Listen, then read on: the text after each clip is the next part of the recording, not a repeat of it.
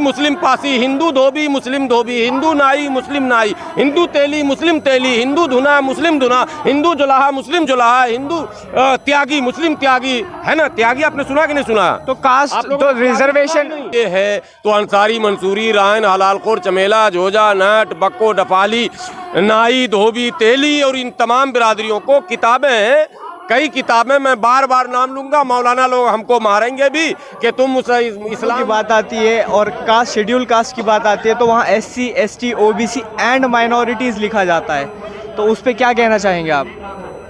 देखिए, एक है धर्म और एक है जाति। धर्म है हिंदू मुस्लिम सिख ईसाई जैन पारसी बौद्ध और वहाई, इस तरह की कई धर्म यहाँ हैं जो भारत में छोटे छोटे समूह में हैं धर्म के लोग, ये रिलीजियस ब्लॉक है। एक है जाति।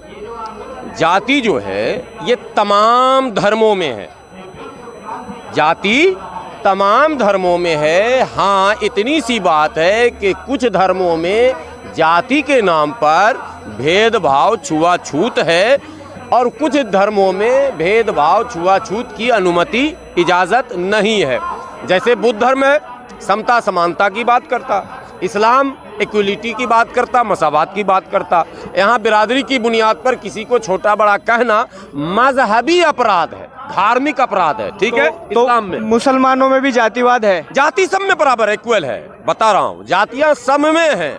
लेकिन जो हिंदू धर्म है उसमें जातियों के बारे में ये कह दिया गया धार्मिक दृष्टिकोण से जातियाँ छोटी और बड़ी हैं, अछूत और सछूत हैं और सेवक हैं और सेवा लेने वाले हैं। उनके पैदा होने के विषय में कहानियां हैं कि कोई सर से पैदा हुआ तो कोई छाती से हुआ और कोई जांघ से हुआ और कोई पाँव से हुआ, इत्यादि इत्यादि।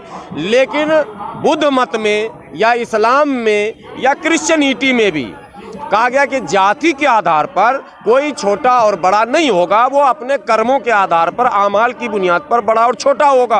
कोई अछूत नहीं होगा, कोई माने किसी को छोटा कहने का अधिकार नहीं होगा, नीच नहीं कहेगा, किसी को अर्जाल रजील नहीं कहेगा, किसी को लेकिन ब्राह्मण में तो अछूत कहा माना जाता है। SC जो SC ट्राइब है उसको कहा जाता है शेड्यूल कास्ट। अब हिंदू धर्म में चूंकि चारों वर्णों का जो बताया गया, चार जो कॉलम है, क्या कहते हैं, स्वर्ण और क्षत्रिय और शूद्र, ये जो बताया गया टोटल, इसमें एक को शूद्र में दो भाग किया गया, एक सछूत और एक अछूत। लेकिन इस्लाम में ये चीज़ किया नहीं गया। लेकिन चूंकि भारत में जो मुसलमान है, ये फिर मैं दोहरा रहा हूँ और इसी को हाईलाइटेड रखिएगा, भारत में जो मुसलमान है वो ईरान अफगानिस्तान और सऊदी से आए हुए मुसलमान नहीं है, वो भारत के मूल निवासी हैं। उनके पूर्वज जो है लोहार थे, चमार थे, काश थे, लाला थे, जितनी बिरादरियाँ यहाँ पाई जाती हैं, नाई थे, तेली थे, धानुक थे, दुनिया थे, पासी थे, धोबी थे, ये जितनी जातियाँ यहाँ पाई जाती हैं वही जातियाँ थी। इस्लाम आया और इस्लाम ही नहीं आया, क्रिश्चियनिटी भी यहाँ आई, ठीक है। बुद्ध को तो आया नहीं कहा जाएगा चूँकि बुद्ध तो भारत का धर्म ही है, लेकिन क्रिश्चियनिटी आई, इस्लाम आया, बाद में क्या कहते हैं, सिखिज्म यहाँ आया। सिखिज्म भारत में ही जन्म लिया, लेकिन बाद का है, ये 15वीं सदी का। लोग सिख बने तो वो कहाँ से आ गए? अगर मुसलमान ईरान इराक से आ गया, पाकिस्तान और सऊदी से आ गया, तो सिख कहाँ से आ गया? भाई सिख तो यहीं का है ना, तो वैसे ही मुसलमान भी यहीं का है। बस एक मत था, एक सोच प्रस्तुत किया, लोगों ने प्रचार प्रसार किया, लोगों को अच्छा लगा, यार ये तो अच्छा धर्म है, यहाँ तो एक ही सत में सब खड़े हो जाते हैं, एक ही दस्तरखान पे खाते पीते हैं, एक ही गिलास में सब पानी पी लेते हैं, कोई किसी का झूठा नहीं मानता, कोई छोटा बड़ा नहीं होता। ये अच्छा तो सर, जहाँ जातिवाद की बात होती है वहाँ पे तो भेदभाव खुद ब खुद आ जाता है।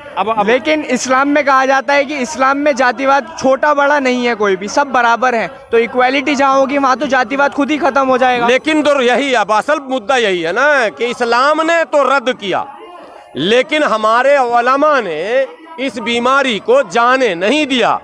वो हिंदू व्यवस्था की तरफ से, यानी जो ब्राह्मणिकल सिस्टम था, उसको उठा के लाकर मुसलमानों पर थोप दिया। यहाँ भी सैयद बड़ा है, शेख उसके बाद है, पठान उसके बाद है, अंसारी उसके बाद है, जुलाहा नीचे है। तो अंसारी, मंसूरी, रायन, हलालखोर, चमेला, जोजा, नट, बक्को, डफाली, नाई, धोबी, तेली और इन तमाम बिरादरियों को किताबें हैं, कई किताबें, मैं बार बार नाम लूँगा, मौलाना लोग हमको मारेंगे भी कि तुम इस्लाम का मन गलत प्रचार कर रहे हो, मुसलमानों को बदनाम कर रहे हो। लेकिन मौलानाओं के मौलाना, बड़े से बड़े मौलाना जिनको हम हकीमुल उम्मत कहते हैं, उन्होंने किताबें लिखी और जात पात पर कई किताबें लिखी गई और कुफू का जिक्र किया गया। फलनमा फलनमा से शादी करेगा, फलनमा से नहीं करेगा, वो बराबर है और वो छोटा है। अशराफ, अजलाब, अर्जाल, ये लफ्ज़ निकाले गए, ये इस्लाम का नहीं है, ये मौलानाओं का इस्लाम है। तो अल्लाह के इस्लाम में इक्वलिटी है, मुल्ला के इस्लाम में जातिवाद है। वैसे ही जो नेचर का धर्म है, इस्लाम और मुसलमान अलग अलग हैं। इस्लाम और मुसलमान इस समय भारत में बिल्कुल अलग है। इस्लाम पर मुसलमान आ जाता तो पूरा भारत, पूरा पाकिस्तान, पूरा बांग्लादेश, पूरा नेपाल, देखिए कितनी तेज़ी से इस्लाम फैला था, क्यों रुक गया? पिछले 500-700 सालों से भारत में उल्टा हो रहा, उल्टी गिनती हो रही है। इन 10-15-20 वर्षों में मुसलमान अधिक उधर चले गए हैं, कन्वर्जन उल्टा हो रहा, मुसलमान भाग रहा है हिंदुत्व की तरफ या किसी और धर्म की तरफ, हमारी लड़कियां भाग रहे हैं, हमारे लड़के भाग रहे हैं, नौजवान जा रहे हैं। आप क्यों रुके? आपका प्रचार प्रसार अचानक सिकुड़ क्यों गए? आप इतनी तेजी से बढ़े थे, रुके मतलब रोकने वाले आए। जब मोमेंट चलता है और जब मोमेंट बढ़ता है, बहुजन मोमेंट क्यों रुक गया? माँ कांशीराम के टाइम में एक नारा लगा था, बस लग रहा था कि अब दिल्ली फतेह होने वाला। वही व्यवस्था घुसती है। इस्लाम में भी वही व्यवस्था दाखिल हुई, अंबेडकरवाद में भी वही व्यवस्था दाखिल हुई और उस व्यवस्था ने आकर हमारे जड़ों को खोखला कर दिया। अब हमारे यहाँ भी कान में बात होती है, कौन जाती हो भैया? अच्छा नहीं तो तुम रस नहीं हो। तो ये कहा जा सकता है मुसलमानों में जातिवाद है, इस्लाम में जातिवाद नहीं है। आप नहीं, इस्लाम में नहीं। इस्लाम जातिवाद मतलब कबीला का कबीला का कंसेप्ट है, लेकिन छोटा बड़ा नहीं है, कोई ऊंचा नीचा नहीं है, कोई नीच नहीं है, कोई अर्जाल नहीं है इस्लाम में, ये लफ्ज़ ही नहीं है इस्लाम का। लेकिन बना दिया गया एक मने ललबेगी, हलालखोर, चमेला, नट, बक्खो, डफाली MBBS की पढ़ाई भी कर ले और अगर लव मैरिज नहीं अरेंज मैरिज हो, मैं कहता हूँ कभी भी दूसरी जातियों में नहीं हो पाएगा। अरेंज मैरिज में जैसे लोग जाते हैं, पहले ही जाति देख कर जाते हैं, कबीला देख कर जाते हैं, ठीक है, लेकिन ये अच्छी चीज़ है, जाना भी चाहिए। लेकिन दूसरे कबीले को छोटा कह कर जाते हैं कि उसमें नहीं होगी शादी यार, वो तो नट है, वो तो बक्खो है, वो तो डफाली है, वो तो चमेला है, वो तो ललबेगी है, वो तो हललखोर है, वो तो क्या कहते हैं हेला है। तो ये जो सोच है ये इस्लाम के ख़िलाफ़ है। इस्लाम कहता सब इक्वल हैं, सारे इंसान एक आदम की औलाद हैं, कोई छोटा नहीं है, कोई बड़ा नहीं है। लेकिन मौलानाओं ने किताबें लिख लिख के खानों में ऐसे बांटा जैसे मनु महाराज ने 4 वर्णों में बांटा।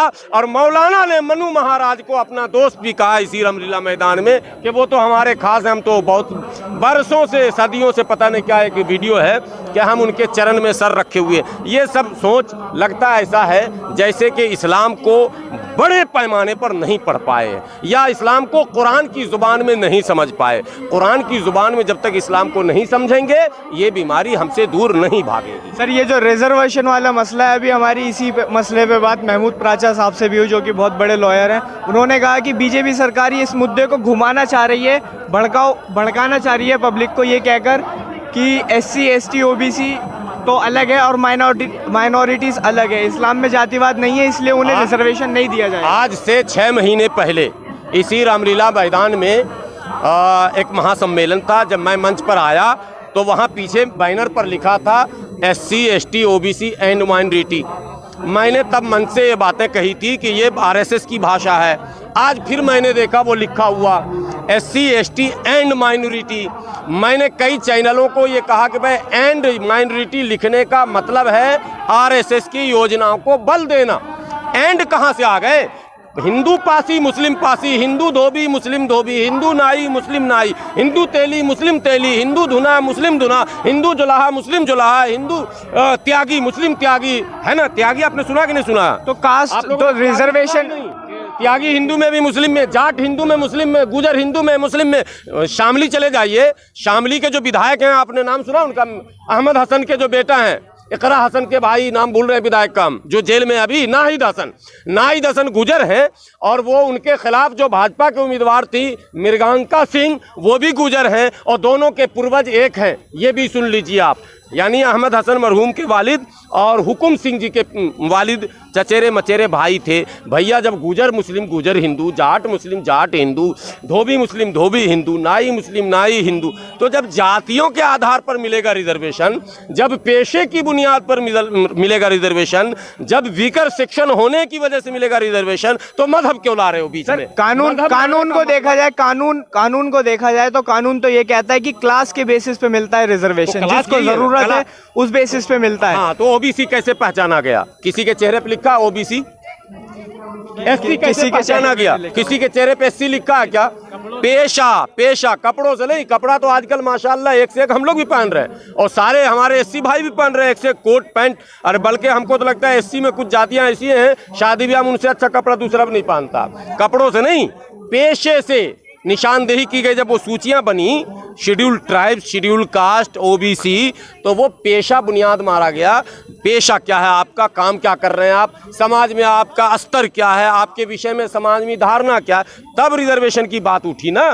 ऐसे तुरंत रिजर्वेशन। तो इस्लाम में जातिवाद की जो बात करी जा रही है सिर्फ भड़काने के लिए है, बल्कि रिजर्वेशन तो क्लास बेसिस पे दिया जाता है, और मुसलमानों को भी मिलना चाहिए। बिल्कुल मिलना चाहिए, मिल रहा है और मिलना चाहिए।